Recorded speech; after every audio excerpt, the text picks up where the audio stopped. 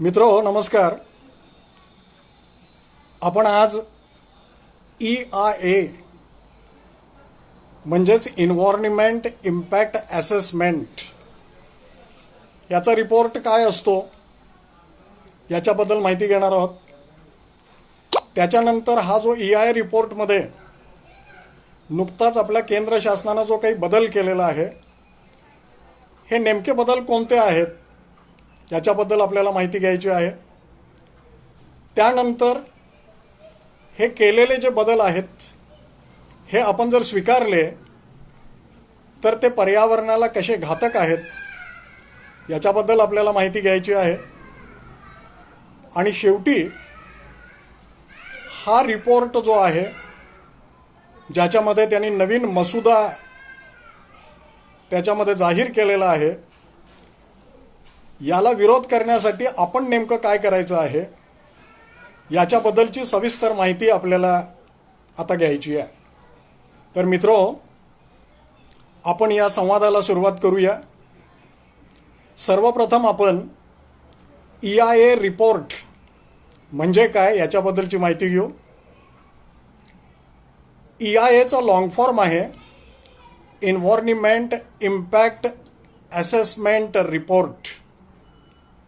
त्याला आपण मराठीमध्ये पर्यावरण आघात मूल्यांकन अहवाल असं म्हणूया. ही EIAची जी प्रक्रिया आहे ना मित्रांनो, ही प्रक्रिया वाहनांना लागणाऱ्या PUCच्या प्रक्रियेसारखी आहे. आपल्याला सर्वांना PUC सर्टिफिकेटबद्दल माहीत आहे, पोल्युशन अंडर कंट्रोल सर्टिफिकेट. आपल्याला सर्वांना माहीत आहे की वाहन तयार करत असताना व्हेइकल तयार करत असताना PUCची चाचणी घेतली जाते.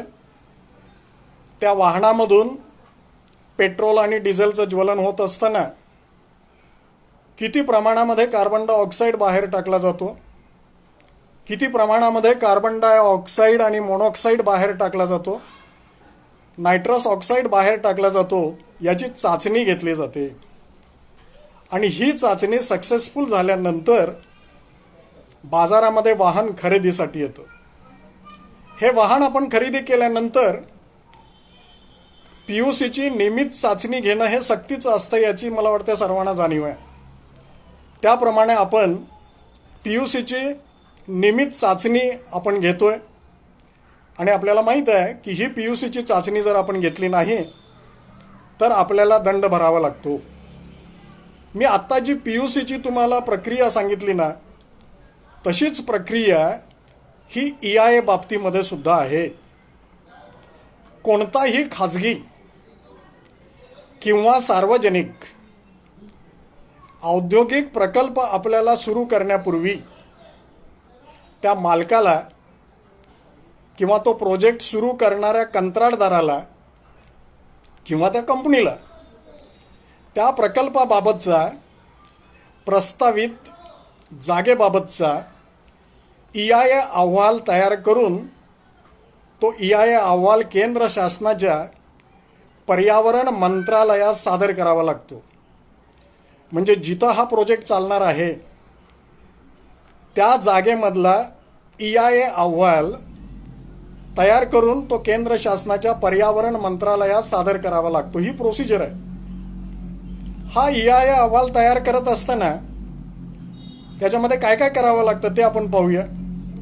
हा EIA अहवाल तयार करत असताना प्रस्तावित जागेचा बायोडायव्हर्सिटी सर्वे करून त्या जागेवर असणाऱ्या वनस्पती व प्राणी यांची यादी तयार करावी लागते. म्हणजे जो प्रस्तावित जागा आहे जिथं आपण प्रोजेक्ट करणार आहोत त्या जागेचा बायोडायव्हर्सिटी सर्वे करावा लागतो आणि त्या जागेवर कोणत्या प्रकारच्या वनस्पती आहेत, कोणत्या प्रकारचे प्राणी आहेत याची एक यादी तयार करावी लागते. ही यादी तयार केल्यानंतर या प्राणी आणि वनस्पती जे त्या प्रस्तावित जागेमध्ये आहेत त्याच्यामध्ये त्यातल्या कोणत्या प्रजाती संकटग्रस्त आहेत, कोणत्या प्रजाती प्रदेशानिष्ठ आहेत, अशा सगळ्या वन्यजीवांची यादी आपल्याला बनवावी लागते. त्यानंतर तोडल्या जाणाऱ्या वृक्षांची संख्या, हा प्रकल्प जिथं आपण करणार आहोत तिथं जर वृक्षांची संख्या असेल, वृक्ष जर असतील जे तोडले जाणार आहेत, त्या वृक्षांची संख्या, त्याच्या जाती आणि प्रजाती त्याच्यामध्ये लिहाव्या लागतात. या प्रकल्पामुळे बाधित होऊ शकणाऱ्या वन्यजीवांची यादी तयार करावी लागते. आणि जे वृक्ष तोडले जाणार आहेत ना, हे तोडले जाणारे वृक्ष जे आहेत तर ते तोडले जाणाऱ्या वृक्षांच्या भरपाई म्हणून आपण जे नवीन वृक्ष लागवड आपण करणार आहे त्याच्याबद्दल आपल्याला लिहावं लागतं त्या कंपनीला.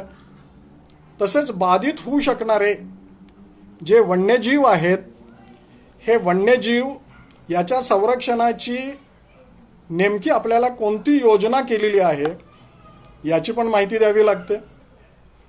त्याच्यानंतर प्रस्तावित जागेवरील पर्यावरणाची सद्यस्थिती काय आहे, तिथं नेमकी पर्यावरणाची परिस्थिती कशी आहे याच्याबद्दलची माहिती त्या EIA रिपोर्टमध्ये त्या कंपनीनं, मालकानं किंवा त्या कंत्राटदारानं सगळं तज्ज्ञांच्या मदतीनं करावं लागतं. या प्रकल्पामुळे जो काही ऱ्हास होणार आहे पर्यावरणाचा, तो संभाव्य ऱ्हास नेमका कोणत्या प्रकारचा आहे याच्याबद्दलची सगळी डिटेल्स द्यावी लागतात. आपल्याला सर्वांना माहीत आहे की एखादा प्रोजेक्ट आपण सुरू केल्यानंतर या प्रोजेक्टमुळं हवेचं प्रदूषण होऊ शकतं, पाण्याचं प्रदूषण होऊ शकतं, जमिनीचं प्रदूषण होऊ शकतं आणि ध्वनी प्रदूषणसुद्धा त्याच्यामुळे निर्माण होऊ शकतं. त्यामुळं प्रोजेक्ट सुरू करण्यापूर्वी तिथं हवा, पाणी, जमीन याची नेमकी परिस्थिती काय आहे याची सगळी डिटेल्स त्याच्यामध्ये लिहावी लागतात. हा प्रोजेक्ट तयार करत असताना जे लोक प्रकल्पग्रस्त होणार आहेत आणि ज्या स्थानिक लोक जिथं आहेत आजूबाजूला त्या प्रोजेक्टच्या, त्या लोकांचा आरोग्यावर आणि त्यांच्या जीवनावर नेमका काय परिणाम होणार आहे त्या प्रोजेक्टमुळं, हे सगळ्या विपरीत होणाऱ्या परिणामाबद्दलची माहितीसुद्धा त्या अहवालामध्ये द्यावी लागते. त्याच्यानंतर हा प्रोजेक्ट सुरू झाल्यानंतर प्रदूषण रोखण्यासाठी नेमकी कोणती उपाययोजना आखली जाणार आहे आणि या सगळ्या उपाययोजना नेमक्या कुठल्या राबवल्या जाणार आहेत याबाबतची सविस्तर माहिती त्या अहवालामध्ये लिहिणं आवश्यक असतं. आणि अशा पद्धतीनं हा सगळा EIA अहवाल तज्ज्ञ लोकांच्या मदतीनं तो प्रोजेक्ट राबवणारी जी कंपनी आहे किंवा त्याचे मालक आहेत किंवा त्याचा जो कंत्राटदार आहे त्यानं हे सगळा EIA अहवाल तयार करावा लागतो. हा एन्व्हायरमेंट इम्पॅक्ट असेसमेंटचा अहवाल तयार झाल्यानंतर हा अहवाल आपल्याला किंवा त्या मालकाला पर्यावरण मंत्रालयास सादर करावा लागतो. आणि तो पर्यावरण मंत्रालयात सादर केल्यानंतर तो अहवाल जनतेसाठी खुला करून, हे सर्वात महत्त्वाचं आहे, म्हणजे नुसता तो EIA अहवाल जो आहे हा EIA अहवाल फक्त केंद्रीय मंत्रालयातच सादर करायचा आहे असं नाही आहे. तर हा अहवाल तयार केल्यानंतर मंत्रालयात सादर केल्यानंतर तो अहवाल जनतेसाठी सुद्धा खुला करावा लागतो. आणि मंत्रालयात हा अहवाल सादर केल्यानंतर 30 दिवसामध्ये सार्वजनिक जनसुनावणी घ्यावी लागते. जनसुनावणीबाबतची सर्व आवश्यक माहिती त्या कंपनीला किंवा मालकाला, जनतेला माहीत व्हावं याच्यासाठी स्थानिक आणि राज्यस्तरीय वर्तमानपत्रातून त्याची प्रसिद्धी द्यावी लागते. ही प्रसिद्धी दिल्यानंतर तो EIA अहवाल जो आहे तो इंग्रजीत असतो आणि तो सगळा शास्त्रीय पद्धतीनं लिहिलेला असतो. त्यामुळं हा अहवाल इंग्रजीत असल्यामुळं आणि किचकट असल्यामुळं सर्वसामान्य लोक त्या EIA रिपोर्टकडे दुर्लक्ष करतात. आणि म्हणून कायद्यामध्ये असंही प्रयोजन आहे की हा EIA अहवाल जो आहे, हा EIA अहवाल नुसता इंग्रजीमध्ये तयार न करता हा EIA अहवाल स्थानिक भाषेमधून जनतेसाठी उपलब्ध करून देणं सुद्धा बंधनकारक आहे. पण मित्रो, अशा अनेक जनसुनावणी मी स्वतः अटेंड केलेल्या आहेत. ह्या अटेंड करत असताना मी पाहिलेला अनुभव तुम्हाला सांगतोय की त्याच्यामध्ये जरी हा नियम असला की हा EIA अहवाल स्थानिक भाषेमध्ये असला पाहिजे, पण अनेक वेळा मागणी करूनसुद्धा हा अहवाल स्थानिक भाषेमधून उपलब्ध करून दिला जात नाही. ही आजची ही परिस्थिती आहे. आता सार्वजनिक जनसुनावणी जी आहे, ही सार्वजनिक जनसुनावणी घेऊन नागरिकांच्या, तज्ज्ञांच्या आणि पर्यावरण प्रेमींच्या या प्रकल्पाबाबतच्या तक्रारी आणि सूचना याच्या नोंदी घेऊन त्याप्रमाणे प्रकल्पामध्ये योग्य आणि आवश्यक ते बदल करणे हे बंधनकारक असतं. आणि म्हणून जिल्हा अधिकाऱ्यांच्या अध्यक्षतेखाली आणि आवश्यक विभागातील अधिकाऱ्यांच्या उपस्थितीमध्ये, याच्यामध्ये प्रामुख्यानं पोल्युशन कंट्रोल बोर्डाचे अधिकारी असतात. स्वतः जिल्हा अधिकारी जे आहेत ते या जनसुनावणी जी आहे सार्वजनिक, त्याच्या अध्यक्षस्थानी ते असतात आणि त्या योग्य किंवा आवश्यक विभागातील अधिकाऱ्यांच्या उपस्थितीमध्ये ही जनसुनावणी घेतली जाते.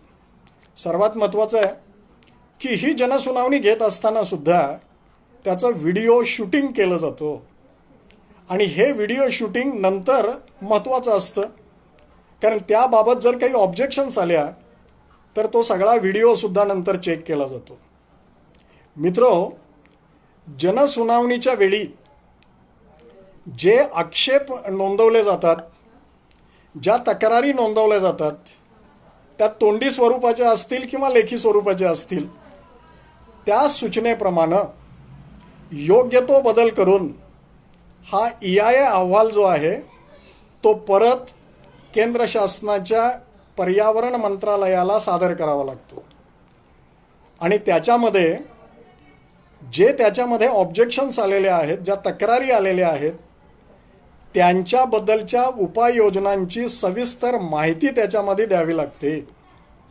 आणि त्यानंतर सुधारित अहवालाची संबंधित अधिकारी आणि नियुक्त तज्ज्ञांच्या मार्फत तो जो EIA रिपोर्ट नंतर जो सादर केला जातो, योग्य त्या सुधारणा केल्यानंतर त्या सगळ्या EIA अहवालाची नंतर छाननी आणि तपासणी केली जाते. त्याच्यामध्ये संबंधित अधिकारी आणि नियुक्त केलेले तज्ज्ञ त्याच्यामध्ये असतात. हे तज्ज्ञ आणि त्याचबरोबर ते संबंधित अधिकारी हे प्रस्तावित जागेची पाहणीसुद्धा करतात आणि त्यानंतर त्यांच्या अभिप्रायानुसार त्या प्रकल्पाला मंजुरी किंवा नामंजुरी दिली जाते. प्रकल्पाला मंजुरी मिळाल्यानंतर तो प्रकल्प सुरू केला जातो. या प्रकल्पाला मंजुरी मिळाल्यानंतर संबंधिताने, म्हणजे त्या मालकाने किंवा कंत्राटदाराने किंवा त्या कंपनीने प्रत्येक 6 महिन्यांनी, हे फार महत्त्वाचं आहे, प्रत्येक 6 महिन्यांनी प्रकल्पाबाबतचा प्रगती अहवाल पर्यावरण मंत्रालयास हा नियमितपणे प्रत्येक 6 महिन्यांनी सादर करावा लागतो. म्हणजे एकदा EIA रिपोर्ट केल्यानंतर काम तिथं संपलं असं होत नाही. दर प्रोजेक्ट चालू झाल्यानंतर दर 6 महिन्याला जी काही प्रगती झाली, काय डेव्हलपमेंट ज्या झालेल्या आहेत, ज्या उपाययोजना त्या कंपनीनं किंवा मालकाने त्या प्रोजेक्टमध्ये राबवलेल्या आहेत, याचा सविस्तर अहवाल नियमितपणे दर 6 महिन्याने हा केंद्र शासनाच्या मंत्रालयामध्ये सादर करावा लागतो. हे सर्वात महत्त्वाचं आहे. या प्रकल्पामुळे होणारा पर्यावरणाचा आणि जैवविविधतेचा ऱ्हास, कारण आपल्याला माहीत आहे एखादी मोठी इंडस्ट्री आपण जेव्हा चालू करतो, एखादा औद्योगिक मोठा प्रकल्प चालू जेव्हा करतोय किंवा एखादा विकास प्रकल्प ज्यावेळी करतो, त्यावेळी पर्यावरणाचा आणि जैवविविधतेचा मोठ्या प्रमाणामध्ये ऱ्हास होतो. तोच होणारा जो ऱ्हास आहे आणि प्रकल्पग्रस्त जे आहेत, म्हणजे त्या प्रकल्पामुळे बाधित झालेले जे लोक आहेत, प्रकल्पग्रस्त जे आहेत किंवा जे स्थानिक लोक आहेत, त्यांच्यावर कोणते विपरीत परिणाम होतात हे विपरीत परिणाम त्यांच्यावर होऊ नयेत, पर्यावरणावर आणि जैवविविधतेवर कमीत कमी इम्पॅक्ट व्हावा, कमीत कमी आघात व्हावा, याच्यासाठी संबंधित अधिकारी आणि तज्ज्ञांच्या मार्फत प्रकल्पाची वेळेवर तपासणी केली जाते. म्हणजे नुसता 6 महिन्यांनी रिपोर्ट करून भागत नाही. हा 6 महिन्यांनी रिपोर्ट सादर केल्यानंतर परत संबंधित अधिकारी आणि तज्ज्ञांनी त्या साईटवर जाऊन, त्या प्रकल्प स्थळावर जाऊन नेमकी परिस्थिती काय आहे, ज्याप्रमाणे उपाययोजना सुचवलेल्या आहेत त्याप्रमाणे त्यांची कार्यवाही केली जाते की नाही, याची सगळी पाहणी आणि तपासणी केली जाते. आणि समजा या पाहणीमध्ये त्या कंत्राटदाराकडून किंवा मालकाकडून त्या प्रोजेक्टच्या काही त्रुटी झालेल्या असतील, काही त्रुटी शिल्लक राहिलेल्या असतील, काही चुका त्याच्यामध्ये जर आढळल्या, तर त्या कंपनीला किंवा त्या मालकाला दंड केला जातो किंवा प्रकल्पाचा परवाना रद्द करण्याचा अधिकारसुद्धा त्या अधिकाऱ्यांना किंवा पर्यावरण मंत्रालयाला आहे.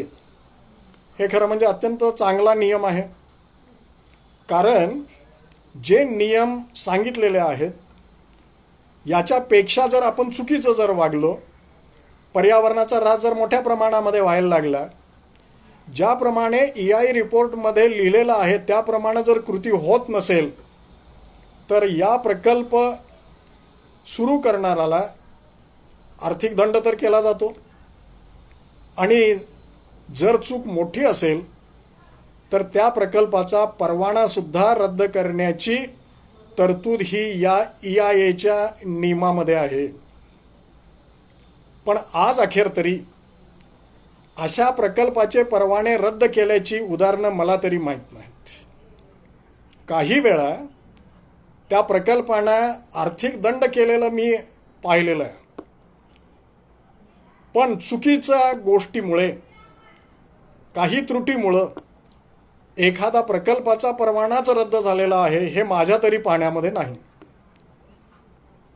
पुढे महत्त्वाचं आहे, सुरक्षित जंगल क्षेत्रामध्ये, म्हणजे आपल्याला माहीत आहे प्रोटेक्टेड फॉरेस्टमध्ये किंवा प्रोटेक्टेड फॉरेस्टच्या शेजारी किंवा पर्यावरणीय संवेदनशील भूप्रदेशामध्ये, म्हणजे इकॉलॉजिकल सेन्सिटिव्ह झोनमध्ये, त्याचप्रमाणे नद्यांचे जिथे उगम आहेत त्या ठिकाणी आणि नद्याच्या पात्रांच्या शेजारी औद्योगिक प्रकल्पांना मंजुरी दिली जात नाही.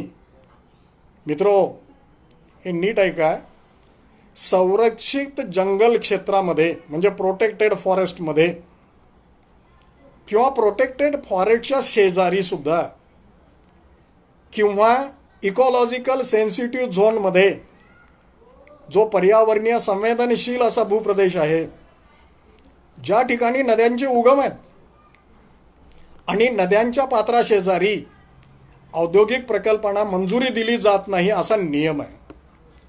पण या नियमाचं आज नव्हे गेले अनेक वर्ष प्रामाणिकपणे या नियमाचं पालन होत नाही असं मी स्वतः पाहिलेलं आहे.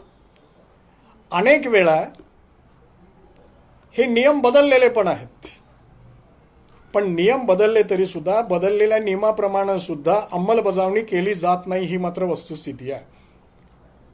मित्र, काही प्रोजेक्ट हे मी प्रोटेक्टेड फॉरेस्टच्या अगदी शेजारी म्हणजे बॉर्डरवर असलेले पाहिलेले आहेत. त्याचं उदाहरण पाहिजे तर आपल्याला मी देईन. कोल्हापूर जिल्ह्यामध्ये पूर्वी अनेक मायनिंग्स होत्या बॉक्साईटच्या. या सगळ्या नियमबाह्य मायनिंग चुकीच्या पद्धतीनं चालल्यामुळे आम्ही लोकांनी आंदोलनं करून, कोर्टाचे दरवाजे ठोठावून यातल्या बऱ्याचशा चुकीच्या मायनिंग साईट्स आम्ही बंद केल्या.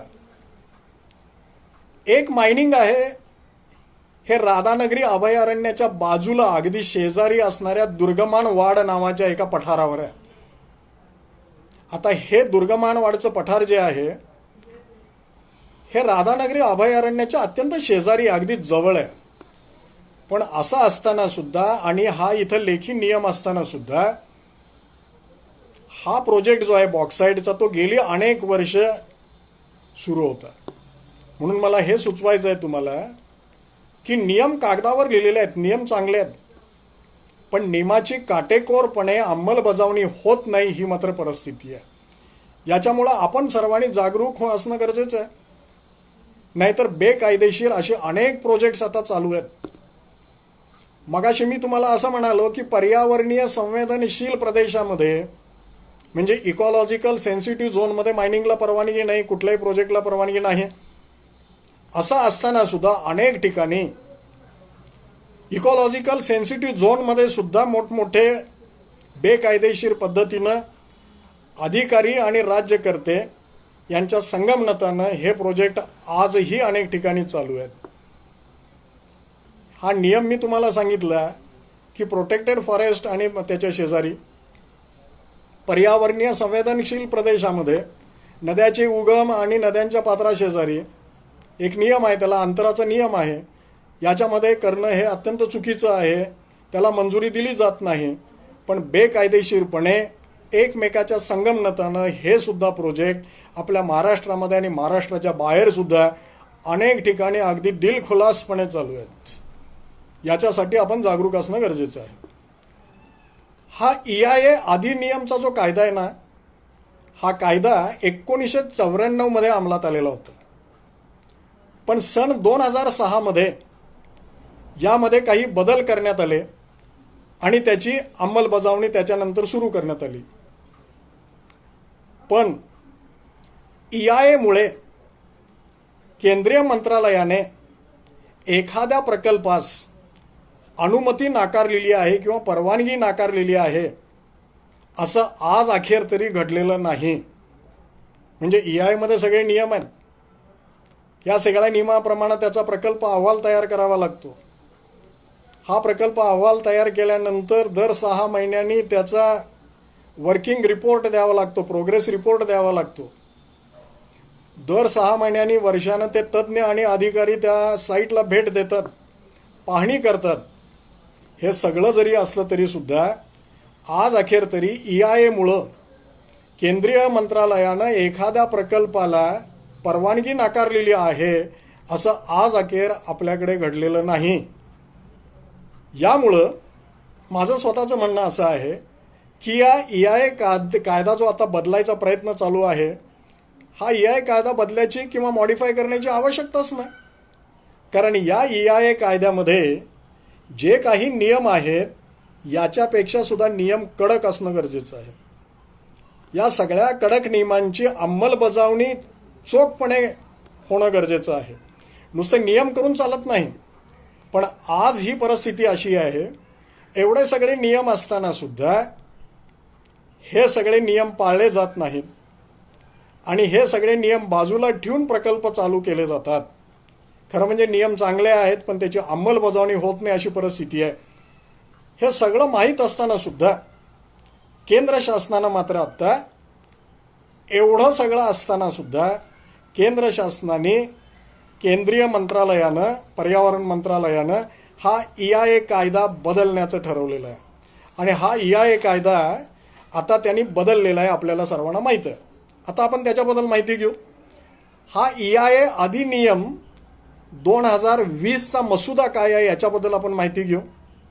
मगाशी आपण जी माहिती घेतली, हा जुना EIA कायदा जो आहे हा नेमका काय आहे, तो कसा राबवला जातो, त्याच्यामध्ये सुद्धा कुठल्या प्रकारच्या त्रुटी आहेत याच्याबद्दलची माहिती मी तुम्हाला सांगितली.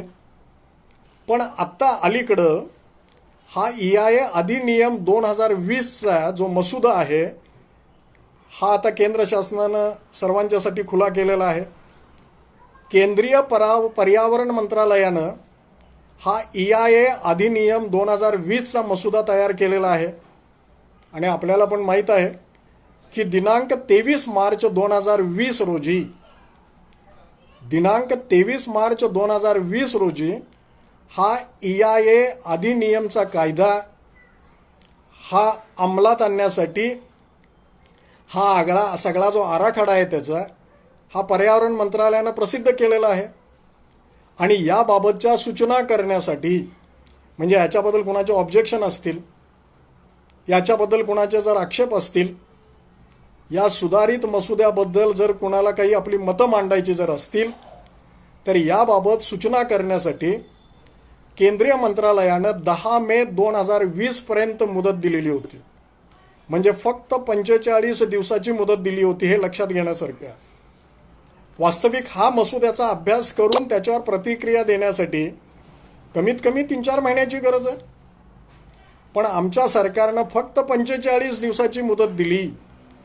पण गंमत अशी आहे, सर्वात महत्त्वाचं आहे बघा, म्हणजे नुसती 45 दिवसाची मुदत देऊन सुद्धा हा जो EIA अधिनियम 2020चा मसुदा जो तयार केला ना, या मसुद्याला तोपर्यंत म्हणजे 10 मे 2020 पर्यंत म्हणजे जाहीर केलेल्या पासून 45 दिवसामध्ये या नवीन आराखड्याबाबत तब्बल 13,000 आक्षेप नोंदवलेले आहेत. मला वाटतं याच्यावरून आपल्याला सर्वांना लक्षात येईल की हा बदललेला कायदा जो आहे तो पर्यावरण विरोधी आहे. नाहीतर एवढे आक्षेप आलेच नसते. लोकांनी उलट त्या कायद्याचं समर्थन केलं असतं. पण अशी परिस्थिती तरी नाही आहे. म्हणजे 10 मे 2020 पर्यंतच जवळपास 13,000 आक्षेप नोंदवले गेलेले होते. आता या नवीन अधिनियमाचे गांभीर्य ओळखून त्याची सूचना नोंद करण्याची मुदत सरकारनं वाढवावी याची मागणी झाली आणि त्याप्रमाणे 30 जून 2020 पर्यंत मुदत नंतर वाढवण्यात आली. पहिल्यांदा मुदत दिली होती 10 मे, नंतर ती मुदत वाढवून 30 जून 2020 पर्यंत करण्यात आली. पण आपल्यालाही माहीत असेल, पण याबाबत नंतर स्वतः कोर्टानं हस्तक्षेप केला आणि ही मुदत 11 ऑगस्ट 2020 पर्यंत वाढवण्यात आलेली आहे. म्हणजे अजूनही 8 ते 10 दिवस या मसुद्याच्या विरोधामध्ये जे काही आपले आक्षेप असतील, सूचना असतील, हे नोंदवण्यासाठी अद्यापही आपल्याकडे एवढा वेळ आहे. सर्वांनी लक्षात घेणं गरजेचं आहे. पण बघा कशी गंमत आहे परत. पण जुलै महिन्यामध्ये म्हणजे गेल्या महिन्यामध्ये मंत्रालयानं सूचना आणि आक्षेपासाठी आवश्यक असणाऱ्या ज्या ऑनलाईन लिंक्स दिलेल्या होत्या त्या बंद केल्या. म्हणजे त्यांना आक्षेप जास्त नको आहेत हे स्पष्ट आहे. कारण मगाशी मी म्हटलं 45 दिवसातच 13,000हून जास्त आक्षेप आलेले होते. त्यामुळे त्या आक्षेपाची संख्या दिवसेंदिवस वाढायला लागली आणि म्हणून केंद्र शासनानं सगळ्या ऑनलाईन लिंक्स बंद करून टाकल्या. पण नंतर कोर्टाच्या आदेशाप्रमाणे त्या लिंक्स परत सुरू करण्यात आलेल्या आहेत. आणि मित्रो, आता शेवटची तारीख जी आहे ती तारीख आहे 11 ऑगस्ट 2020. म्हणजे आपल्याकडं अद्याप ही 8 ते 10 दिवस आहेत आणि याच्यामध्ये आपल्याला हे आक्षेप नोंदवायचे आहेत. आता EIA 2020च्या मसुद्यामध्ये शासनानं अनेक बदल केलेले आहेत. जुने नियम आणि कायदे काय होते ते मगाशी आपण पाहिलं. आत्ता आपल्याला पाहायचं आहे की यांनी नेमके बदल कोणते काय केलेले आहेत आणि हे नेमके बदल कोणते आहेत याच्याबद्दल आपण सविस्तर थोडी माहिती घेऊया. नवीन मसुद्यानुसार, जो नवीन मसुदा केलेला आत्ता, या नवीन मसुद्यानुसार अनेक प्रकल्पांना EIA अहवाल म्हणजे एन्व्हायरमेंट इम्पॅक्ट असेसमेंट अहवाल सादर करण्यासाठी आणि जनसुनावणी घेण्यामध्ये सरकारनं सूट दिलेली आहे. आता मला सांगा, जर त्याचं एन्व्हायरमेंट इम्पॅक्ट असेसमेंटच आपण जर तयार करणार नसू, जर त्याची जनसुनावणीच घेणार जर नसू, तर आपले आक्षेप तिथे नोंदवलेच जाणार नाहीत. पर्यावरणाचा किती ऱ्हास झालेला आहे ते कुणालाच कळू शकणार नाही. कारण तो EIA अहवाल जो आहे, जो तयार केलेला या प्रकल्पांच्यासाठी, तो आम जनतेपर्यंत येऊन पोहोचणारच नाही. आता असे कोणते प्रोजेक्ट आहेत बघा. 25 मेगावॉट खालील जे जलविद्युत प्रकल्प आहेत, असे प्रकल्प 10,000 हेक्टर खालील सिंचन क्षेत्र असणारी सिंचन प्रकल्प, त्यानंतर पाणी पुरवठा करणारी धरणं, सौर ऊर्जा प्रकल्प, महामार्ग म्हणजे नॅशनल हायवे आणि रेल्वेचे मार्ग, एवढे जे प्रोजेक्ट आता मी तुम्हाला सांगितले, म्हणजे 25 मेगावॅट खालील असणारे जलविद्युत प्रकल्प, 10,000 हेक्टर खालील सिंचन क्षेत्र असणारी सिंचन प्रकल्प, त्याच्यानंतर पाणी पुरवठा करणारी धरणं त्यांचे प्रकल्प, धरण प्रकल्प, सौर ऊर्जेचे प्रकल्प, महामार्ग आणि रेल्वे मार्ग तयार करण्यासाठी निर्माण केलेले प्रकल्प, या प्रकल्पांना EIA अहवाल आणि जाहीर सार्वजनिक जनसुनावणी घेण्याबाबत या नवीन मसुद्यामध्ये आपल्या केंद्र शासनानं सूट दिलेली आहे.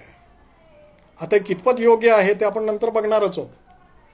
सिंचन प्रकल्पामध्ये एक्स्पेशली धरणं बांधत असताना किंवा सिंचन प्रकल्प राबवत असताना आपल्याला सर्वांनाच माहीत आहे, याच्यामध्ये काही गावं आणि जंगल क्षेत्र बाधित होतात, कारण ती पाण्याखाली बुडतात. त्यामुळं ते सगळी जंगल क्षेत्र आणि त्या परिसरात असणारी गावंही बाधित होतात.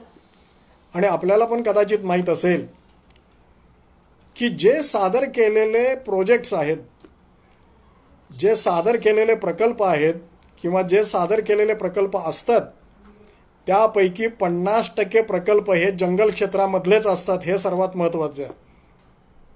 पण आत्ता जो नियम मी तुम्हाला सांगितला त्या नियमाप्रमाणे जंगल क्षेत्र असला तरी सुद्धा त्याला EIA अहवाल सादर करायचा नाही आहे. जंगल क्षेत्र असला तरी सुद्धा त्याची जनसुनावणी आपण घेणार नाही आहे. हे कितपत कायदेशीर आहे आपण ठरवावं. आता सिंचन प्रकल्पामध्ये गावं बुडीत होतात, बरंच वनक्षेत्र बुडीत होतं. आणि मी मगाशी म्हणालो त्याप्रमाणे जे सगळे प्रोजेक्ट अहवाल सादर केले जातात ना, त्या प्रोजेक्ट अहवालामध्ये जवळपास 50% प्रकल्प हे वनक्षेत्रामधलेच असतात.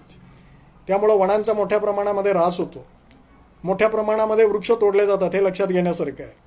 आणि त्याच्यामुळं आपलं मोठं पर्यावरणीय नुकसान होतं, पण त्याचं यापुढं मूल्यमापन होणार नाही. हे कितपत योग्य आहे आपण ठरवा. त्याच्यासाठी एक उदाहरण मी तुम्हाला सांगेन. मुंबईच्या आसपास पाणी पुरवठा करण्यासाठी अनेक धरणं आणि प्रकल्प आहेत, पण ह्या प्रकल्पामधलं पाणीसुद्धा आता आपल्याला अपुरं पडायला लागलेलं आहे. आणि म्हणून मुंबईच्या शेजारी अजूनही 12 मोठी धरणं बांधली जाणार आहेत. या प्रकल्पामध्ये 6,000 हेक्टर जंगल नष्ट होणार आहे आणि तिथं असणारे लाखो स्थानिक आदिवासी आणि तिथले जे स्थानिक लोक आहेत हे सगळे बाधित होणार आहेत. पण बदललेल्या नव्या नियमाप्रमाणे स्थानिक बाधित जनतेचा विचार प्रकल्पामध्ये केला जाणार नाही. यामुळे तिथल्या स्थानिक लोकांना, आदिवासी लोकांना न्याय मिळणारच नाही. आणि जंगल तोडीमुळे तर पर्यावरणाचं नुकसान होणारच आहे, पण याला जबाबदार कोणच असणार नाही. असे प्रकल्प आणि असे जर नियम आपण बदलायला लागलो तर पर्यावरणाची किती अपरिमित हानी होणार आहे. आणि कायद्यानं आपल्याला दिलेला जो हक्क आहे नागरिकांच्यासाठी, त्याचंही मोठ्या प्रमाणामध्ये उल्लंघन होणार आहे. त्यांना न्याय मिळणार नाही अशी वस्तुस्थिती आहे. आता पुढं जाऊ.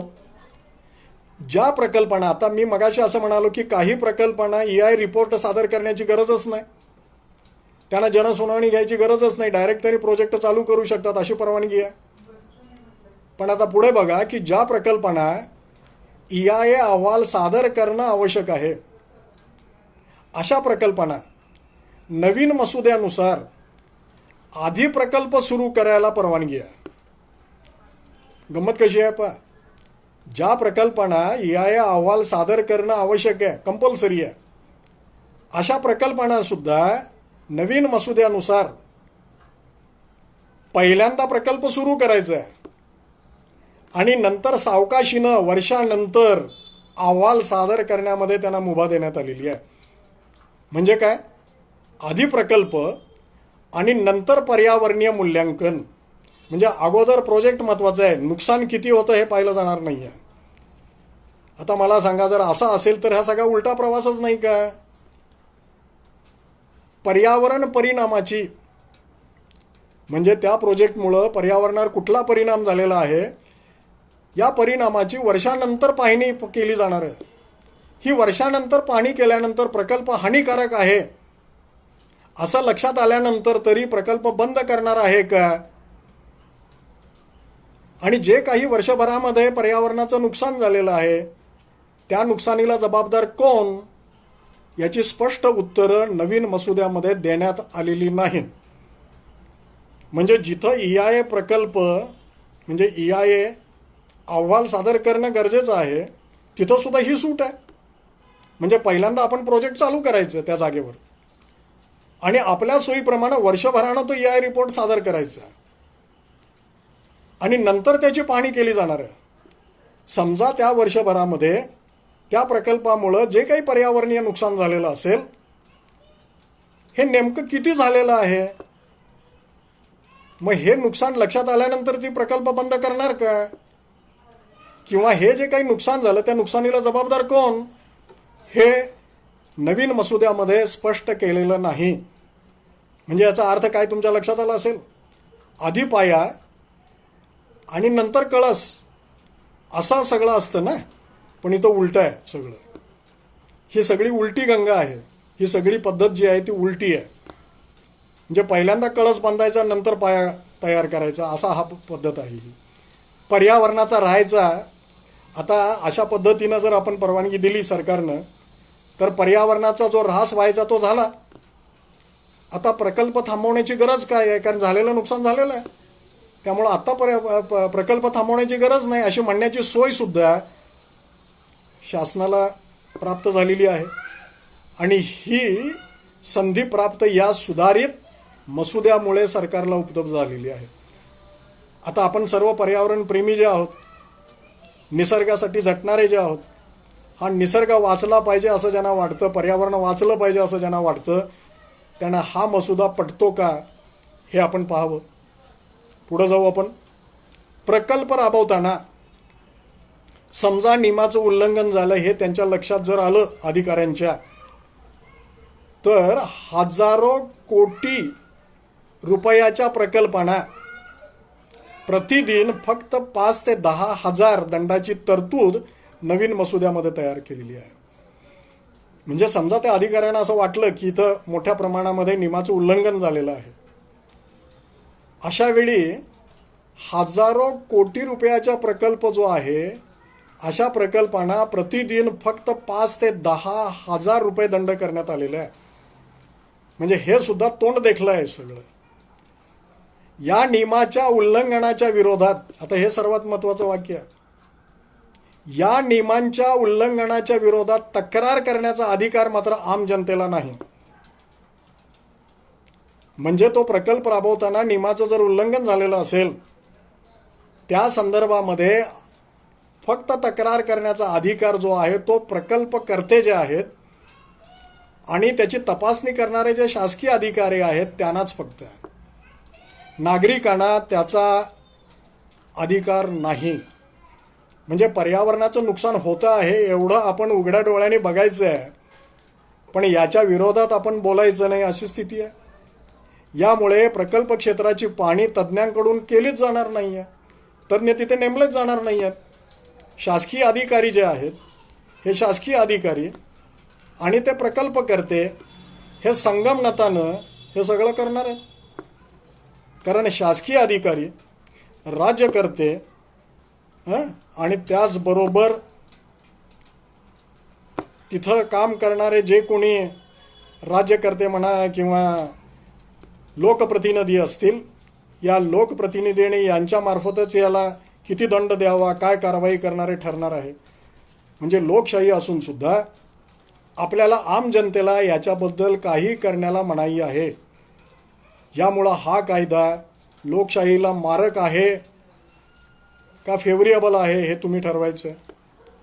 राष्ट्रीय सुरक्षेच्या ज्या दृष्टीनं, आता पुढं फार अजून महत्त्वाचं आहे, राष्ट्रीय सुरक्षिततेच्या दृष्टीनं संवेदनशील प्रकल्पांना ही जनसुनावणीतून सूट देण्याची मुभा नवीन मसुद्यात देण्यात आलेली आहे.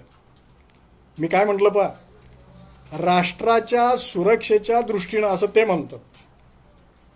संवेदनशील प्रकल्पासाठी जनसुनावणी घेण्याची गरज नाही, त्यांनी EIA रिपोर्ट सादर करण्याची गरज नाही, अशी मुभा या नवीन मसुद्यामध्ये देण्यात आलेली आहे.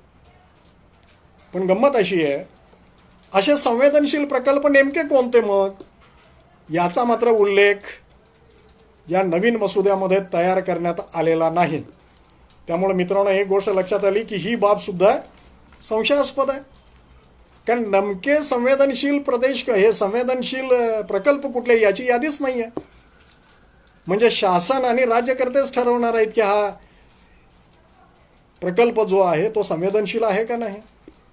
कारण कुठल्या प्रकल्पांना संवेदनशील म्हणायचं आहे याच्या कुठल्याही प्रकारची नोंद इथं केली गेलेलीच नाही आहे. हे सर्वात महत्त्वाचं आहे. पुढं जाऊ आपण.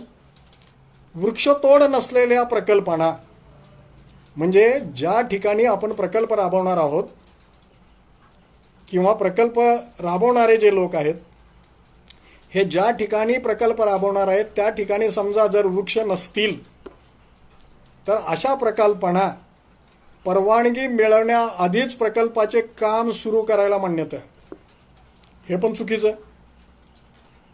म्हणजे प्रस्तावित प्रकल्पामध्ये किंवा प्रस्तावित त्या जागेमध्ये जो प्रकल्प आपल्याला राबवायचा आहे त्या प्रस्तावित जागेमध्ये जर वृक्ष आच्छादन नसेल, झाडं जर नसतील, तर अशा प्रकल्पांना परवानगी किंवा मान्यता देण्यापूर्वी प्रकल्पाचं काम सुरू करायला मान्यता आहे. बघा, यामुळे वाळवंटी प्रदेश, माळ रानं, खडकाळ पठारं आणि खडकाळ डोंगर प्रदेश अशा भूप्रदेशामध्ये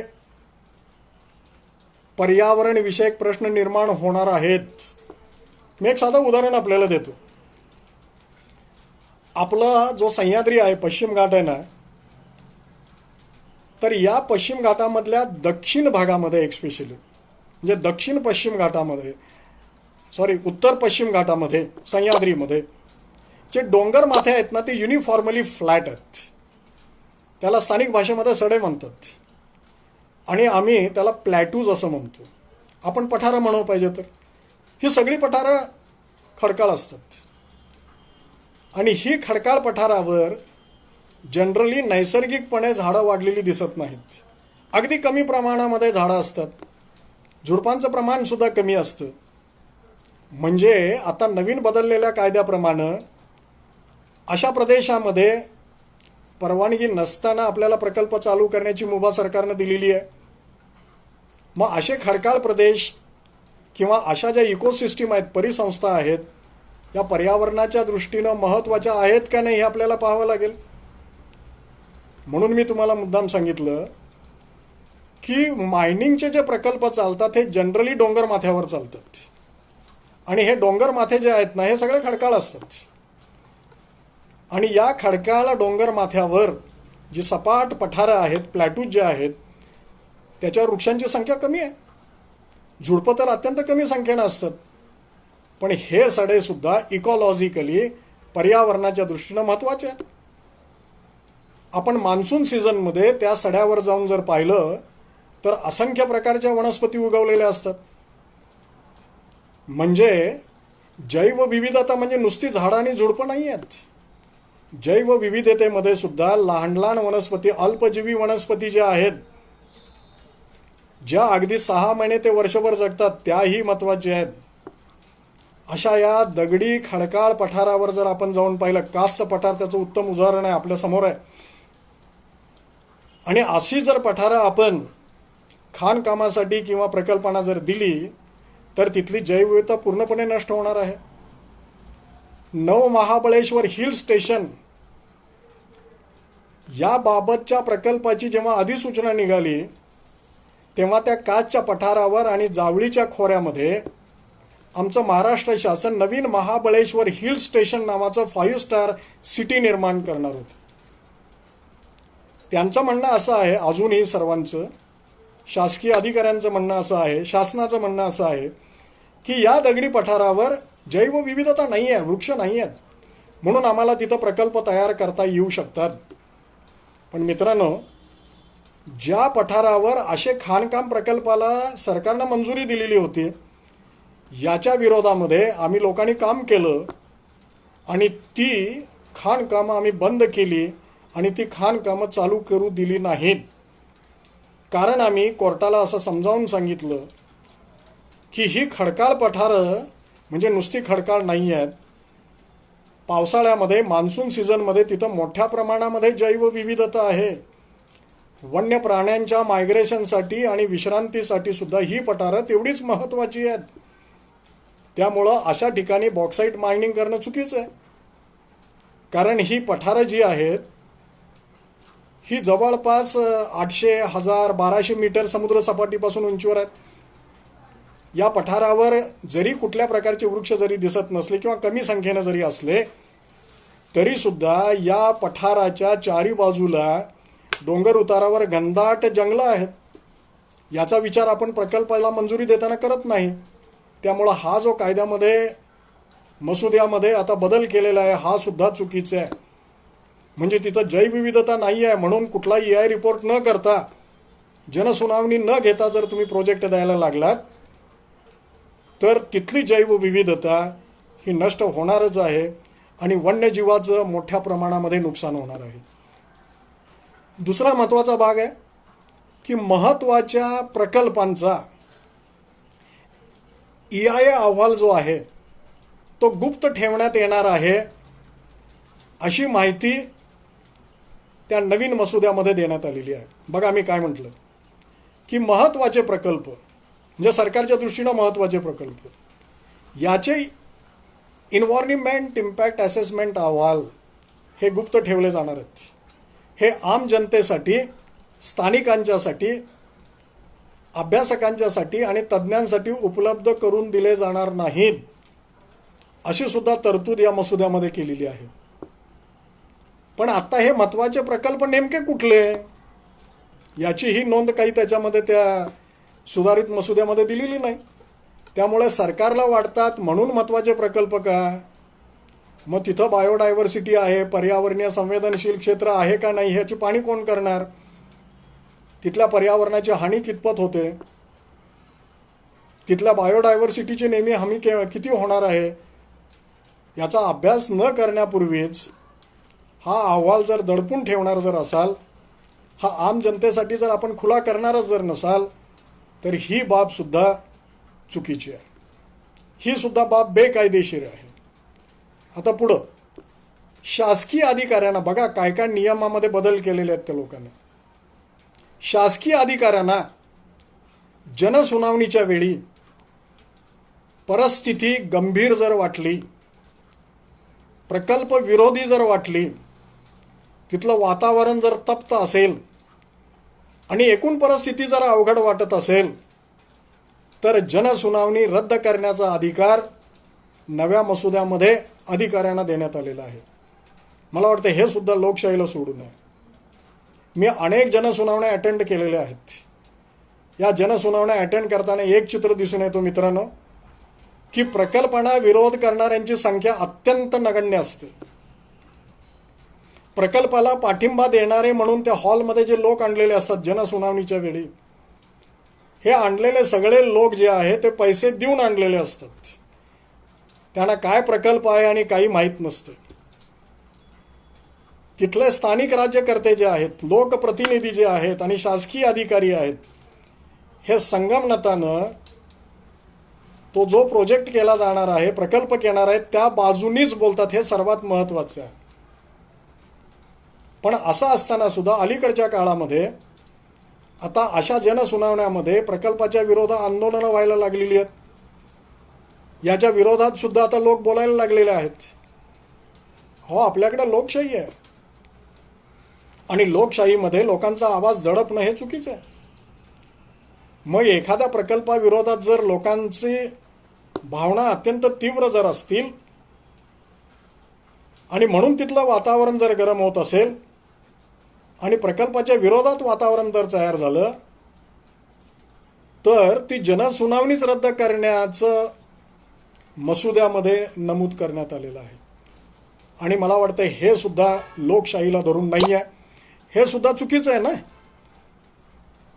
त्यामुळं हा जो बदल केलेला आहे तो सुद्धा बेकायदेशीर आहे.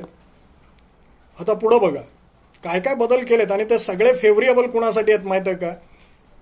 दीज आर ऑल फेवरेबल फक्त त्या प्रकल्पवाल्यांना आहेत, पर्यावरणाच्या फेवरेबल नाही आहेत. जे प्रकल्प उभा करणार आहेत ना, त्या प्रकल्पांच्या बाजूनं सगळे आहेत, पर्यावरणाच्या विरोधातले. ते तुमच्या लक्षात आलं असेल. EIA अहवाल मंत्रालयाला सादर केल्यानंतर, आता मगाशी मी सुरुवातीला सांगितलं की या EIA अहवाल मंत्रालयाला सादर केल्यानंतर 30 दिवसामध्ये जनसुनावणी घेण्याचा नियम आहे. खरं म्हणजे हा 30 दिवसाचा कालावधीसुद्धा खरं म्हणजे फार अपुरा आहे. आता मला सांगा की प्रकल्प 25, 30, 50 वर्ष चालतात, पण या प्रकल्पाच्या मूल्यांकनावर चर्चा करण्यासाठी मात्र कालावधी जो आहे तो फक्त 30 दिवसाचा आहे. खरं म्हणजे हा कालावधी वाढवून देणं गरजेचं आहे, कारण हा प्रकल्प अनेक वर्ष चालणार आहेत हे सगळे. मग त्या प्रकल्पामुळे नेमका काय नुकसान होणार आहे पर्यावरणाचं, जैवविविधतेचं, त्याचा मूल्यांकनाचा जर आम जनतेनं अभ्यास करायचा ठरवला तर त्यांच्यासाठी कालावधी फक्त 30 दिवसाचा आहे. तोही अपुरा आहे. हा इतका अपुरा असताना सुद्धा आता नवीन मसुद्यामध्ये मात्र याचा कालावधी अजून 10 दिवसांनी कमी केलेला आहे. पहा, आणि हा कालावधी आता 30 दिवसाऐवजी फक्त 20 दिवसाचा केलेला आहे. म्हणजे थोडक्यात आपल्या लक्षात आलं असेल की प्रकल्पांना लोकांनी विरोधच करू नये याच्यासाठीच हा नियम आणि कायदा बदलण्याचं कारस्थान ते करतायत असा माझा दावा आहे. आता पुढची बाब बघा, म्हणजे हे सगळं पर्यावरण विरोधी आहे. आता प्रकल्पाच्या बाजूनी सुद्धा त्यांनी कसे कसे नियम बदललेले ते पाहणं गरजेचं आहे. खाणकाम प्रकल्पाची परवाना वैधता जी आहे, म्हणजे खाणकाम चालू केल्यानंतर एकदा त्याला परवाना मिळाल्यानंतर त्याची वैधता ही पूर्वी 30 वर्ष होती. आता ही 30 वर्षांना वाढवून ती आता 50 वर्ष केलेली आहे. पाहिलं, आपले ऑब्जेक्शन्स नोंदवण्यासाठी कालावधी कमी, फक्त 30 दिवसाचा. तो 30 दिवसाचा सुद्धा कमी करून आता 20 दिवसाचा केला. पण खाणकाम प्रकल्पाची परवाना वैधता मात्र तब्बल 20 वर्षानं वाढवलेली आहे. म्हणजे खाणकाम प्रकल्पाची परवाना वैधता आता 30 वर्षावरून 50 वर्ष झाली नवीन मसुद्याप्रमाणे. धरण बांधकाम परवान्याची वैधता जी पूर्वी 10 वर्ष होती ती आता 15 वर्ष केली गेलेली आहे. आणि या व्यतिरिक्त बाकीचे जे इतर प्रकल्प आहेत, या इतर प्रकल्पांचा परवाना वैधता कालावधी जो पूर्वी 5 वर्षाचा होता, हा 5 वर्षाचा आता 10 वर्षापर्यंत वाढवण्यात आलेला आहे. म्हणजे या सगळ्या प्रकल्पांच्या परवान्याची वैधता वाढवलेली आहे. त्याच्यासाठी बंधन नाही आहे. बंधन फक्त पर्यावरणाच्या कायद्याच्या विरोधात आहे. सगळं विरोध कुणासाठी आहे की जे प्रकल्पाला विरोध करतात त्यांच्यासाठी आहे. पण प्रकल्प विनासायास पार पडावेत याच्यासाठी या सगळ्या तजवीजी या नवीन मसुद्यामध्ये तयार केलेल्या आहेत. हे मला वाटतं आत्तापर्यंत लक्षात आलं असेल आपल्याला. सर्व प्रकल्पांना आता पुढं बघा अजूनही काय काय त्यांनी सुविधा दिलेल्या आहेत प्रकल्प राबवणाऱ्यांना. सर्व प्रकल्पांना, मगाशी पण हे मी म्हणालो होतो की सर्व प्रकल्पांना नियमित अहवाल सादर करण्याची मुदत ही पूर्वी किती होती? 6 महिन्याची होती. म्हणजे एकदा प्रकल्प सुरू केल्यानंतर प्रत्येक 6 महिन्यामध्ये आपल्याला प्रोग्रेस रिपोर्ट द्यावा लागायचा, अहवाल द्यावा लागायचा. याच्यामध्ये आपण काय काय केलेलं आहे तो सगळा वर्किंग प्लॅन द्यावा लागायचा. पर्यावरण संरक्षणासाठी, जैवविविधता किंवा वन्यजीवांच्या संरक्षणाने काय काय प्रयत्न केला त्याचा सगळा रिपोर्ट द्यावा लागायचा. आणि तो नियमितपणे दर 6 महिन्याला द्यावा लागायचा. पण मित्रहो, याची मात्र आता मुदत वाढवण्यात आलेली आहे. 6 महिन्याचे ऐवजी आता वर्षांनी रिपोर्ट सादर करायचे. अशा अनेक महत्त्वाचे आक्षेपार्ह तरतुदी, हे सगळे आक्षेप घेणाऱ्याच तरतुदी आहेत ना. तर अशा या मी महत्त्वाच्या फक्त तुम्हाला आक्षेपार्ह तरतुदी सांगितल्या ज्या EIA 2020च्या नवीन मसुद्यामध्ये सरकारने नोंदवलेल्या आहेत. ह्या तुम्हाला मान्य आहेत का हे तुम्ही आता विचार करायचा आहे. मी अत्यंत सविस्तरपणे या सगळ्यांची माहिती आपल्यासमोर ठेवलेली आहे. आता आपण पुढे जाऊया. जैवविविधता. जंगलं आणि वनं, वन्यजीव यांचं संरक्षण आणि संवर्धन करणं, नद्या आणि तलाव यांचं संरक्षण आणि संवर्धन करणं, प्रदूषण कमी करणं, पर्यावरणपूरक धोरणं राबवणं आणि त्यांची काटेकोरपणे अंमलबजावणी करणं, ही सगळी प्रमुख कामं जी आहेत ती पर्यावरण मंत्रालयाची आहेत. मग आता मी नवीन मसुद्यामध्ये तुम्हाला अनेक आक्षेपार्ह अशा त्यांनी केलेल्या तरतुदी सांगितल्या. आपण सर्वांनी विचार करायचा आहे की या मंत्रालयाचे मेन ऑब्जेक्टिव्ह जे आहेत, आता जे मी सांगितले त्यांची कार्य आहेत, त्याला धरून आहेत का याचा आपण थोडासा बारकाईनं विचार करा सगळ्यांनी. त्यांची जी प्रमुख कार्य आहेत ते सोडून ते बाकीचे काम करतात हे आता स्पष्ट झालेलं आहे. पण मंत्रालयानं तयार केलेला हा EIA 2020चा नवा मसुदा मात्र तुमच्या लक्षात आलं असेल, हा पर्यावरण आणि वन्यजीव संरक्षण कायद्याला खिळखिळा करणार आहे. पर्यावरणीय आणि कायदे विकासाच्या आड येणारा आहे. हे मला वाटलं पटलं असेल आपल्याला. जंगलावर, पर्यावरणावर आणि स्थानिक लोकांच्यावर अन्याय करणारा आहे, त्यांच्यावर परिणाम करणारा आहे, हे आपण लक्षात घेणं गरजेचं आहे. आता पुढं बघा, हे बदल कशासाठी केलेले आहेत हो? याच्यामागे एकच कारण आहे, हे तुमच्या लक्षात आलं असेल. कोणताही विकास प्रकल्प विनासायास शासनाच्या मर्जीप्रमाणे आणि शासनाच्या इच्छेनुसार मंजूर करता यावा म्हणून हा मसुदा तयार केलेला आहे. म्हणजे लोकांचा, पर्यावरणवाद्यांचा, तज्ज्ञांचा विरोध नको आणि सहजपणे कुठलाही प्रकल्प विनासायास शासनाच्या मर्जीप्रमाणे, अधिकाऱ्यांच्या मर्जीप्रमाणे आणि इच्छेनुसार सहजपणे मंजूर करता यावा याच्यासाठी हे नियम बदललेले आहेत, हे स्पष्ट आहे. यापूर्वी सुद्धा प्रकल्प नामंजूर होण्याचं प्रमाण हे काय फार मोठं नव्हतं. हा आता नवीन मसुदा आलेला आहे, हा बाजूला ठेवू आपण थोडा वेळ. पण यापूर्वी सुद्धा जो EIAचा कायदा होता त्या कायद्याप्रमाणे प्रकल्प नामंजूर करण्याचं प्रमाण जे आहे ते काही फार मोठं नव्हतं हो. हे फक्त 11 ते 12% होतं. म्हणजे जवळपास 80 ते 90%, जवळपास 90% प्रकल्पांना, 88% प्रकल्पांना मंजुरी दिलीच जायची. ते प्रमाण आता 1% आलेलं आहे. म्हणजे गेल्या 4-5-6 वर्षामध्ये अशा प्रकारच्या प्रकल्पांना नामंजुरी देण्याचं प्रमाण हे फक्त 1% आहे. त्यामुळे भरमसाठ, बेधडकपणे, कुठलीही चौकशी न करता, कुठलंही मूल्यांकन न करता या विकास प्रकल्पांना मंजुरी देण्याचं काम आत्ता सुरू आहे. आणि त्यामुळं नामंजुरी देण्याचं प्रमाण हे अवघड 1% आहे. हल्ली तर मी मगाशी म्हणालो तसं संवेदनशील भूप्रदेशामध्ये प्रोजेक्ट करायला परवानगी नाही आहे, हे तुम्हाला माहीत आहे. पण हे सगळं जरी असलं तरी सुद्धा इकॉलॉजिकल सेन्सिटिव्ह झोनमध्ये आणि अगदी संरक्षित वनांच्या म्हणजे प्रोटेक्टेड फॉरेस्टच्या जवळ सुद्धा प्रकल्पांना मंजुरी देण्यात आलेल्या आहेत. मगाशी मी काही उदाहरणं सांगितली तुम्हाला. याच्यावर कुठलाही सरकारी अधिकारी आणि शासन ऑब्जेक्शन घेत नाही.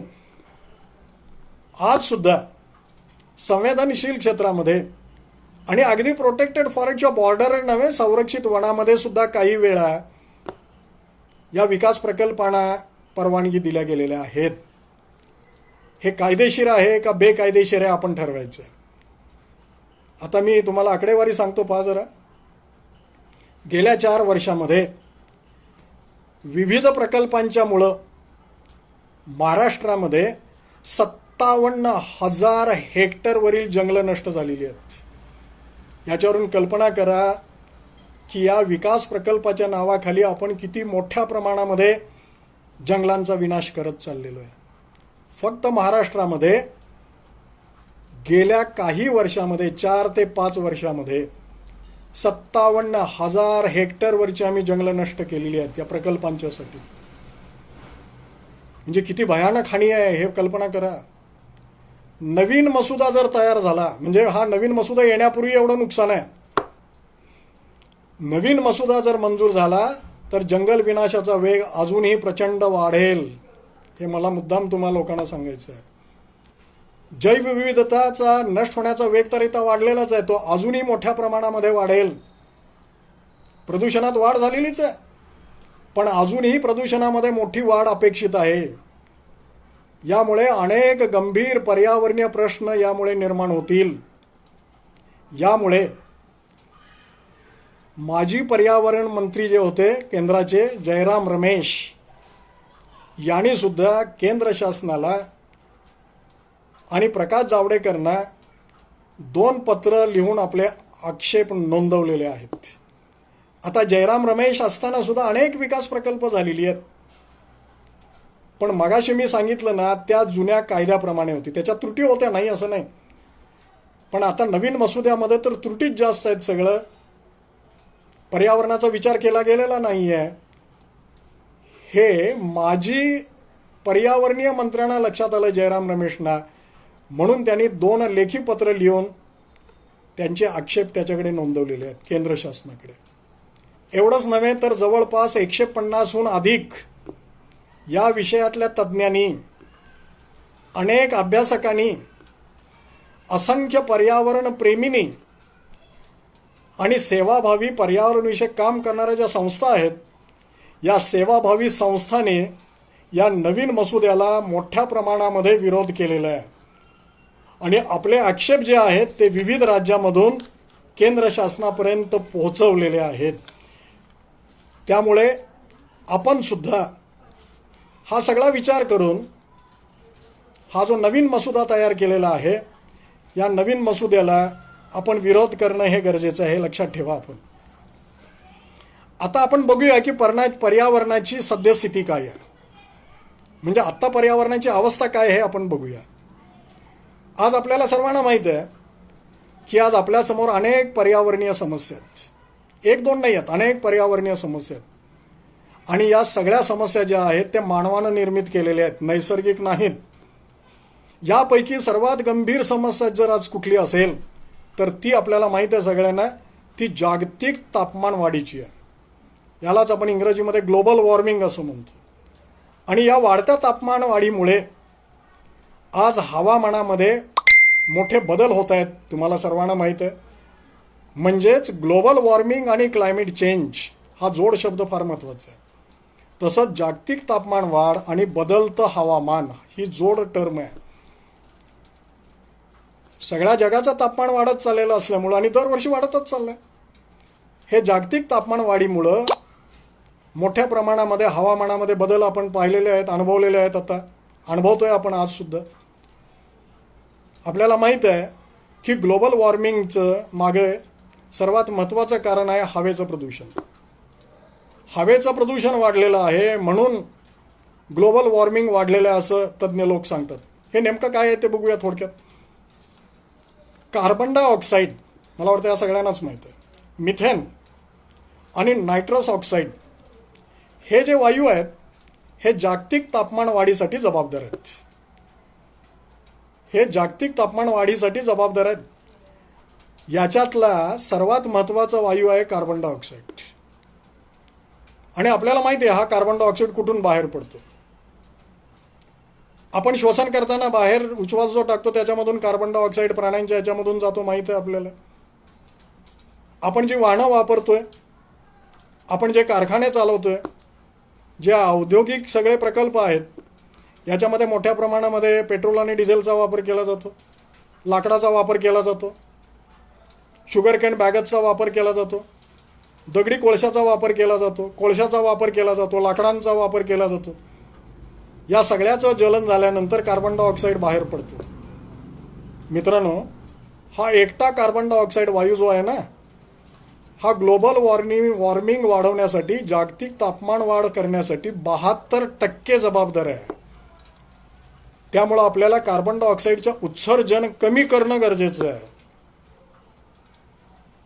औद्योगिकरण आणि जागतिकीकरणानंतर कार्बन डायऑक्साईड हवेमध्ये मिसळण्याच्या प्रमाणामध्ये प्रचंड वाढ झालेली आहे.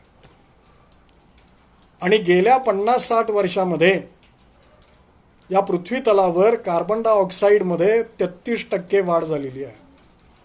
आणि मी मगाशी म्हटलं, हा कार्बन डायऑक्साईड 72% जबाबदार आहे. आणि याच कार्बन डायऑक्साईडची जवळपास 33 ते 36% वाढ झालेली आहे. त्यामुळे दरवर्षी तापमानामध्ये वाढ होत चाललेली आहे. 1950 नंतर बघा, म्हणजे 1950च्या अगोदर तापमान वाढीमध्ये फारसा फरक पडलेला नव्हता. पण 1950 नंतर पृथ्वीचं तापमान हळूहळू वाढत चाललेलं आहे. आणि मला वाटते गेल्या काही वर्षात 20-30 वर्षात तर याचा वेग प्रचंड वाढलेला आहे. 1950 पासून आज अखेर पृथ्वीचं तापमान जे आहे ना मित्रांनो, हे 0.8 डिग्री सेल्सिअसनं वाढलेलं आहे. किती वाढलेलं आहे? 0.8 डिग्री सेल्सिअसनं वाढलेलं आहे. तर आत्तासुद्धा आपलं जगणं आपल्याला असह्य झालेलं आहे. पुढच्या 30 वर्षात बघा, पुढल्या 30 वर्षात म्हणजे 2050 पर्यंत या कार्बन डायऑक्साईडच्या वाढ जी झालेली आहे याच्यामध्ये ही वाढ 1.5 डिग्री सेल्सिअसपर्यंत होणार. म्हणजे 30 वर्षामध्ये आज जेवढी तापमान वाढ आहे त्याच्यात दुप्पट होणार आहे. म्हणजे 30 वर्ष आपल्या हातात आहे, ते लक्षात घ्या. आज 0.8 डिग्री सेल्सिअस वाढ होऊन सुद्धा जगणं असह्य आहे. आणि ही जर दुप्पट झाली 30 वर्षामध्ये तर माणसाचं जगणं अजून कठीण होणार आहे, हे लक्षात घेण्यासारखं आहे. आणि तरीही आपण कुठलीही राष्ट्र आणि आपण सुद्धा याच्याबद्दल फारसे जागरूक नाही. आणि हा फक्त भारताचाच प्रश्न आहे असं नाही आहे, हा पूर्ण जगाचा प्रश्न आहे, प्रत्येक राष्ट्राचा प्रश्न आहे. पण याच्याबद्दल सर्व राष्ट्रांच्या मध्ये मोठी उदासीनता आहे. जागतिक परिषदा झालेल्या आहेत, अनेक कॉन्फरन्सेस याबाबत झालेल्या आहेत, पण सुधारणा म्हणण्यासारखी झालेली नाही. दरवर्षी कार्बन डायऑक्साईडच्या प्रमाणामध्ये वाढ होतच चाललेली आहे, तापमान वाढतच चाललेलं आहे. त्यामुळं आपल्याला माहीत आहे की ध्रुव प्रदेशावरचा जो बर्फ आहे ना, हा सगळा बर्फ आता वितळायला चालू झालेला आहे, किंबहुना तो आता वितळून संपण्याच्या मार्गावर आहे. हा सगळा वितळलेला बर्फ जो आहे, हा सगळा त्याच्यातलं जे पाणी आहे त्या नद्यामार्फत आता समुद्रामध्ये आलेलं आहे. आणि हळूहळू आता समुद्राच्या पाण्याची पातळी वाढायला सुरुवात झालेली आहे. जर आपण काळजी घेतली नाही तर 2100 सालापर्यंत ती वाढ जी आहे जागतिक तापमानवाढीची, ती 6.4 डिग्री सेल्सिअसपर्यंत वाढणार आहे. कल्पना करा, पुढच्या 80 वर्षामध्ये 6.4 पर्यंत तापमान जाऊन पोहोचणार आहे.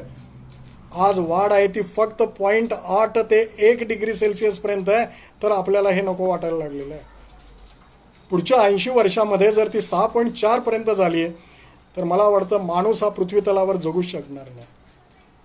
आपल्या सभोवताली जे सगळं वनस्पतीचं विश्व जे आहे ना, हे वनस्पती विश्व सगळं नष्ट होऊन जाईल. मग आपल्यासमोर एवढी मोठी बिकट समस्या आहे. एका बाजूला समुद्राच्या पाण्याची पातळी वाढत चाललेली आहे, तापमान वाढत चाललेलं आहे. आणि म्हणून तज्ज्ञांनी असं सांगितलेलं आहे की समुद्राच्या पाण्याची पातळी एवढी वाढेल 2100 सालापर्यंत की आपल्या जगाच्या नकाशावर असणारे 27 देश पूर्णपणे पाण्याखाली, समुद्राच्या पाण्याखाली बुडतील. आणि हे भविष्य नाही आहे, हे शास्त्रानं सांगितलेली माहिती आहे, हे वैज्ञानिक आहे, भावनावश वगैरे होऊन मी सांगत नाही आहे. त्यामुळं प्रत्येकानं विचार करण्याची आता गरज आहे, प्रत्येकानं विचार करण्याची वेळ आलेली आहे. आता पुढं पहा, या सगळ्या तापमानवाढीमुळं हवामानामध्ये बदल झालेले आहेत. तुम्हाला माहीत आहे ऋतुचक्रामध्ये बदल झालेले आहेत. आजचंच उदाहरण घ्या ना, जुलै महिना पूर्ण आपल्याकडे कोरडा गेलेला आहे. काही ठिकाणी प्रचंड पाऊस पडलेला आहे तर काही ठिकाणी पाऊसच पडलेला नाही. म्हणजे ऋतुचक्रामध्ये बदल झालेले आहे ते आपल्याला मान्य आहे, आपण अनुभवलेलं आहे आपण. चक्रीवादळांचं प्रमाण दिवसेंदिवस वाढत चाललेलं आहे, माहीत आहे आपल्याला. परवाच नुकतं झालेलं गेल्या महिन्यामध्ये कोकणामध्ये झालेलं चक्रीवादळ, निसर्ग असं नाव दिलेलं होतं त्याला. ते निसर्ग चक्रीवादळामुळं काय काय झालं, किती नुकसान झालं, त्यानं कसं थैमान घातलं आपण पाहिलेलं आहे, कोकणातल्या लोकांनी अनुभवलेलं आहे. त्याच्या अगोदरच 1 महिना 15-20 दिवसापूर्वी आसाममध्ये मोठं चक्रीवादळ झालं. म्हणजे चक्रीवादळ होण्याची संख्या जी आहे ती पूर्वीपेक्षा कितीतरी पटीनं वाढलेली आहे. पूर्वी कधीतरी चुकून चक्रीवादळं व्हायची, आता सतत चक्रीवादळं व्हायला लागलेली आहेत. त्याचं प्रमाण वाढलेलं आहे. याचं मुख्य कारण जे आहे ते जागतिक तापमानवाढ आहे, लक्षात घ्या. याच्यामुळे ढगफुटीसारखे आता प्रकार घडत आहेत. मोठ्या प्रमाणामध्ये पाऊस पडतो, अतिवृष्टी होते, त्यामुळे महापूर येतात. अति पाऊस पडतो आहे आणि ओला दुष्काळ आहे तिथं. गेल्या वर्षी कोल्हापूर आणि सांगलीतल्या लोकांनी तरी पुराचा चांगला अनुभव घेतलेला आहे. पूर काय असतो हे सगळ्यांनी अनुभवलेलं आहे. त्यामुळे यापुढं अशीच परिस्थिती आपल्याकडं उद्भवणार आहे, हे आपण लक्षात घेणं गरजेचं आहे. एकीकडं मोठा पाऊस पडतो आहे, प्रचंड पाऊस पडतोय, ढगफुटी होते आहे, प्रचंड नुकसान होतं आहे आणि ओला दुष्काळ आहे. तर दुसऱ्या बाजूला पाऊसच पडत नाही आहे, कोरडा दुष्काळ आहे. त्यामुळं पाण्याची टंचाई आहे. त्यामुळं हे सगळं घडतंय. पावसाचं प्रमाण बदललं आहे, हेच सुद्धा मला वाटते तुमच्या लक्षात येण्यासारखं आहे. पूर्वी कसा पाऊस समतोलपणे पडायचा ना हो 4 महिने, पण आता असं दिसत नाही आहे. थोड्या वेळामध्ये भरपूर पाऊस पडतो. 8 दिवसाचा पाऊस अर्ध्या तासामध्येच पडतो. महिन्याभरात पडणारा पूर्वीचा पाऊस आत्ता 4 दिवसातच पडतो. आणि तो इतक्या प्रचंड वेगानं पडतो, ढगफुटी झाल्यासारखा, की ते पाणी सामावून घेण्याची क्षमता सुद्धा भूमीमध्ये राहिलेली नाही. त्यामुळं अनेक ठिकाणी भूस्खलन झालेलं आहे. डोंगरच्या डोंगर खाली आलेले आहेत. गेल्या वेळी पाहिलं आहे आपण, महाराष्ट्रामध्ये आपण लोकांनी अनुभवलेलं आहे. त्यापूर्वी केरळमधल्या लोकांनी हे अनुभवलेलं आहे. आणि अशी संकटं यापुढं कायम येणार आहेत, हे मात्र सत्य आहे. यासाठी आपल्याला पर्यावरण सांभाळायचं आहे खरं म्हणजे. दुसरा माहीत आहे की या जागतिक तापमान वाढीचा मान्सूनवर मोठा परिणाम झालेला आहे. सगळ्या समुद्रावरचं तापमान वाढलं की त्या इफेक्टला आपण अल निनो इफेक्ट असं म्हणतो, माहीत आहे आपल्याला सर्वांना. त्या अल निनोचा आपल्या मान्सूनवर आता प्रभाव आहे. ज्यावेळी असं सांगितलं गेलेलं आहे की अल निनोचा प्रभाव असल्यामुळं यावर्षी भारतामध्ये कमी पाऊस पडेल, तर भारतामध्ये अनेक वेळा पाऊस पडलेला नाही, वस्तुस्थिती आहे. त्यामुळं समुद्राच्या पाण्याचं तापमान वाढलं की आपल्या मान्सूनवर परिणाम व्हायला लागलेला आहे. आणि तुम्हाला माहीत आहे की पावसाळ्यात पाऊस कमी पडतो आणि अवेळीच जास्त पडलेला आहे. वर्षभर पाऊस पडतोय पण पावसाळ्यात पाऊस नाही, अशी परिस्थिती आहे. आणि अवेळी पाऊस पडल्यामुळे शेतीचं प्रचंड नुकसान होतं. आपल्या मोठ्या प्रमाणामध्ये सगळ्या मालमत्तेचं नुकसान व्हायला लागलेलं आहे, जीवितहानी व्हायला लागलेली आहे. याचं एकमेव कारण आहे ते म्हणजे जागतिक तापमान वाढ आणि बदलतं वातावरण. आता पुढं बघा काय काय नुकसान झालेलं आहे, याची कल्पना करा. आज ही परिस्थिती आहे आणि या सगळ्या प्रकल्पांना जर आपण विनासायास जर अशा मंजुऱ्या देत सुटलो तर मला वाटते याच्यापेक्षा सुद्धा कठीण परिस्थिती आपल्यावर ओढावणार आहे. आज या जागतिक तापमानवाढीमुळे काय झालंय तुम्हाला माहीत आहे. मगाशी मी म्हटलं समुद्राच्या पाण्याचं तापमान वाढलेलं आहे, समुद्राच्या पाण्याचा खारटपणा कमी झालेला आहे आणि त्यामुळं त्या समुद्रामध्ये असणाऱ्या जलचरावर परिणाम झालेले आहेत. त्यामुळे मासेमारी आता धोक्यात आलेली आहे. कोकणामधला प्रमुख उद्योग म्हणजे काय माहीत आहे आपल्याला, मासेमारी. पण आता पूर्वीसारखे माशाचं उत्पादन मिळत नाही, मासे मिळत नाहीत, हे अनेक जणांची तक्रार आहे आणि ही वस्तुस्थिती आहे. आणि याला जागतिक तापमान वाढच जबाबदार आहे, हे महत्त्वाचं आहे. जसा तिकडं मत्स्य उद्योग जो आहे तो संकटात सापडलाय ना, तसा आपला शेती उद्योग सुद्धा संकटात सापडलेला आहे. खरं म्हणजे भारताचा मुख्य उद्योग हा शेती आहे. आता हा शेती उद्योग सुद्धा संकटात सापडलेला आहे ग्लोबल वॉर्मिंगमुळं. या ग्लोबल वॉर्मिंगमुळं आपल्याला माहीत आहे पिकाच्या उत्पादनामध्ये घट यायला लागलेली आहे. फुलं आणि फळं येण्याचा जो कालावधी आहे ना, तो कालावधी आता बदलत चाललेला आहे. मला वाटतं हे सगळं अनुभवलेलं आहे आपण. एवढंच नव्हे तर उपद्रव्य देणारे जे कीटक आहेत, या कीटकांच्या संख्येमध्ये वाढ मोठ्या प्रमाणामध्ये होते. मला वाटतं 1-1.5-2 महिन्यापूर्वी आपण काही ठिकाणी महाराष्ट्रामध्ये टोळधाड आलेली पाहिलेलं होतं. पूर्वी टोळधाड महाराष्ट्रापर्यंत पोहोचवलेली उदाहरणं अत्यंत कमी आहेत. वास्तविक गुजरात, राजस्थानमध्ये टोळधाड मोठ्या प्रमाणात येते, कारण तिथं उष्णतामान जास्त आहे. लक्षात घ्या, जसं उष्णतामान वाढेल तसे कीटकांची संख्या वाढणार आहे आणि सर्वात महत्त्वाचे उपद्रवी कीटकांची संख्या वाढणार आहे. त्यामुळं सर्वात महत्त्वाचं असं आहे की उपद्रवी कीटकांची संख्या वाढल्यामुळं पिकांचं मोठ्या प्रमाणामध्ये नुकसान व्हायला लागलेलं आहे. पिकावर मोठ्या प्रमाणामध्ये किडी पडायला लागलेल्या आहेत आणि या कीटकांना खाणारे जे परजीवी कीटक आहेत, जे आपल्या दृष्टीनं महत्त्वाचे आहेत, किंवा मधमाशा ज्या आहेत, ज्या आपल्याला उपयुक्त आहेत, परागीभवन करण्यासाठी सर्वात महत्त्वाचे आहेत, अशा उपयोगी कीटक आणि कीटकांची आणि मधमाशांची संख्या मात्र कमी व्हायला लागलेली आहे. बरोबर उलट आहे. जे आपल्याला उपयुक्त आहे त्याची घट आहे आणि आपल्याला त्रास देणारे जे आहेत त्यांची संख्या वाढत चाललेली आहे. त्याच्यामुळे पिकाचं मोठ्या प्रमाणामध्ये नुकसान होत आहे. त्यामुळे शेतकऱ्यांनी सुद्धा आता हे ध्यानात घेणं लक्षाचं आहे की अशा प्रकल्पाशी आपला काही संबंध नाही असं आता कोणीच मानू नये. खरं म्हणजे आपण सगळेजण याला जबाबदार राहणार आहे. जर आपण या मसुद्याला आणि या बदललेल्या नियमाला जर विरोध केला नाही तर आत्ता जी परिस्थिती आहे ना त्याच्यापेक्षा सुद्धा परिस्थिती गंभीर होणार आहे, हे लक्षात घ्या. मी मगाशी सांगितलं की आपल्या भारतामध्ये मोठ्या प्रमाणामध्ये जंगलांचा तोड केली जाते. अनेक प्रकल्पामध्ये झाडं तोडली जातात. अनेक डोंगर आता उघडे बोडके झालेले आहेत आणि त्याच्यामुळं काय झालंय माहीत असेल आपल्याला. आपल्या जमिनीमधली भूजल पातळी जी आहे ते कमी होत चाललेली आहे. कारण जमिनीवर आता वनस्पतीचं आणि वृक्षाचं आच्छादनच राहिलेलं नाही.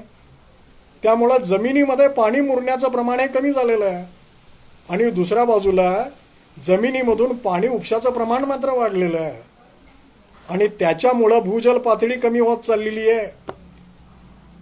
पुढच्या 50-100 वर्षानंतर, 50-60 वर्षानंतर जवळपास 40% जनतेला प्यायला सुद्धा पाणी मिळणार नाही अशी बिकट परिस्थिती आपल्या भारतामध्ये येणार आहे, लक्षात घ्या.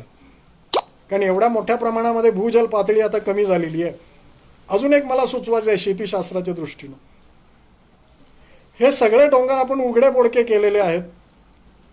वनस्पतीचं आच्छादन आपण नष्ट केलेलं आहे. त्यामुळं सुपीक मातीची धूप मोठ्या प्रमाणामध्ये झालेली आहे. परवा एक माहिती आलेली आहे, ती मुद्दाम मी तुमच्याशी शेअर करतोय.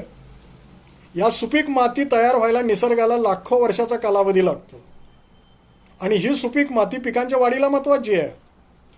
पण ही सुपीक मातीवर जर आच्छादन नसेल तर ते नष्ट व्हायला काही तास पुरेसे आहेत. गेल्या अनेक वर्षापासून डोंगर माथ्यावर, डोंगर उतारावर सगळी जंगलं आम्ही नष्ट केलेली असल्यामुळं तिथल्या सगळ्या सुपीक मातीची आता झीज झालेली आहे आणि ही सगळी सुपीक माती आता नष्ट होऊन ती सगळी कुठं गेलेली आहे, नदीच्या पात्रामध्ये साचलेली आहे. त्यामुळं नदीची पात्रं उथळ झालेली आहेत. त्यामुळं जरा जरी पाऊस पडला तरी नद्यांना महापूर येतात. त्याचं खरं कारण इथं आहे. सर्वात महत्त्वाचं म्हणजे ही माती समुद्रामध्ये जाऊन मिसळलेली आहे. परवाची माहिती अशी आहे की भारतामधून मोठ्या प्रमाणामध्ये सुपीक मातीची धूप झाल्यामुळं ही सगळी सुपीक माती जी आहे ही बंगालच्या उपसागरामध्ये जमा झालेली आहे. त्यामुळं काही वर्षामध्ये बंगालच्या उपसागरामध्ये श्रीलंकेच्या आकारा एवढा भूभाग तयार होईल असं नमूद केलेलं आहे. म्हणजे किती मोठ्या प्रमाणामध्ये आम्ही या सुपीक मातीची धूप केलेली आहे बघा ना, विनाश केलेला आहे बघा. तज्ज्ञ लोकांनी असं सांगितलेलं आहे की काही वर्षामध्ये बंगालच्या उपसागरामध्ये श्रीलंकेच्या देशाच्या क्षेत्रफळा एवढा भूप्रदेश नव्यानं तयार होईल आणि हा सगळ्या नव्यानं तयार झालेला भूप्रदेश हा फक्त आपण केलेल्या सुपीक मातीच्या धुपीमुळं तयार होणार आहे. हे सर्वात महत्त्वाचं आहे. आता पुढं या सगळ्या ग्लोबल वॉर्मिंगमुळं सजीवांच्या अनेक प्रजाती नष्ट व्हायला लागलेल्या आहेत. त्यामुळं जैवविविधता धोक्यात आलेली आहे. या वाढत्या तापमानामुळे माणसामध्ये स्किन कॅन्सरचं प्रमाण वाढलेलं आहे. मोतीबिंदू होण्याचं प्रमाणात वाढ झालेली आहे. माणसामध्ये कीटकजन्य आजारांचं प्रमाण वाढलेलं आहे. मित्रो, आपल्याला पूर्वी कीटकजन्य आजारामध्ये फक्त मलेरिया माहीत होतं, पण आता डेंग्यू आहे, स्वाईन फ्लू आहे, चिकनगुनिया आहे, हे लोक आपल्याला पूर्वी कुठे माहीत होते. पण आता हे सगळे आजार जे आहेत ते कीटकजन्य आजार आहेत. डासांची उत्पत्ती मोठ्या प्रमाणामध्ये वाढलेली आहे. त्याच्यामुळे कीटकजन्य आजार जे आहेत, malaria, dengue, swine flu, chikungunya यासारख्या रोगांच्यामध्ये वाढ झालेली आहे. त्याचा मानवी आरोग्यावर आता वाईट परिणाम दिसायला सुरुवात झालेली आहे. तापमान वाढ याच्यासाठी आपल्याला कमी करायची आहे. म्हणजे ही सगळी सध्या परिस्थिती आहे पर्यावरणाची आणि आपल्या आरोग्याची. आपलं आरोग्य जर निरोगी राखायचं असेल पर्यावरणाचं संतुलन जर राखायचं जर असेल आपल्याला, तर आपल्याला तापमान वाढ कमी करणं गरजेचं आहे आणि ते आवश्यक आहे. आणि तापमान वाढ जर आपल्याला कमी करायची असेल तर सर्वात प्रथम आपल्याला कार्बन डायऑक्साईडचं प्रमाण कमी करणं गरजेचं आहे.